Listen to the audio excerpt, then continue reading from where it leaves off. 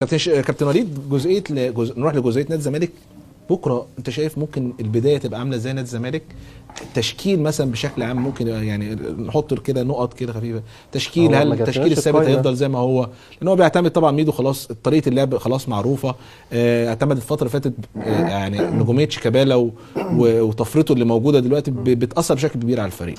لا هو طبعا احنا ما نعرفش نجزم اللي هيلعب بانهي تشكيل، لان برضو ميدو بيغير. احنا شفنا المباراه اللي فاتت غير برضو، في حط كوفي في ديفندر في نص الملعب، ولما اتصاب طارق حامد راح منزل معروف يعني لسه برضو، وكان ابراهيم عبد الخالق قاعد بره على دكه البدلاء.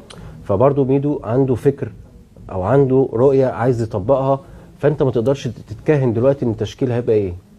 ولكن بيبقى في حاجات ثابته موجوده عنده اساسيه. لو هنتكلم على خط الظهر مثلا، لا ما الظهر مش ثابت، يعني هيبقى لو دودار وجبر وطلبه وهيبقى عمر جابر، يعني هو ده اللي موجود. احنا لو قدروا جماعه يجيبوا لنا القائمه بتاعه المباراه بكره، نبدا نشوف يعني اللي هيلعب بكره.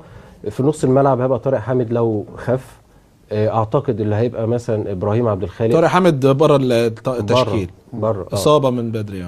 فهيبقى اكيد ابراهيم عبد الخالق موجود. فهو عايزين نشوف مين. احمد توفيق جه ولا جاهز ولا مش جاهز المباراه؟ هو ابراهيم يعني دلوقتي احمد حسن مكي بره، محمد ابراهيم بره، كده طارق حامد بره، الثلاثه دول بره.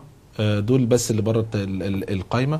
فانت بالنسبه لك انت بتتكلم ابراهيم عبد الخالق، ما في معروف يوسف، يعني مش ما نعرفش. عمر جابر كمان للايقاف موقوف، عمر جابر موقوف. يعني الموضوع لا يعني بالاسماء دي كلها هتبقى في مشكله بكره. هيبقى الموضوع صعب على نادي الزمالك بكره وعلى ميدو وعلى الجهاز الفني، لان انت عندك قوام دلوقتي. عمر جابر عنده حلول كتير جدا مش موجود بكره. عندك طارق حامد في نص الملعب هو اللي بيعمل لك الشغل كله، مش موجود بكره. يعني دولت ابرز. دي المباراه اللي انتوا دي الاخيره اللي هي انا هسالك سؤال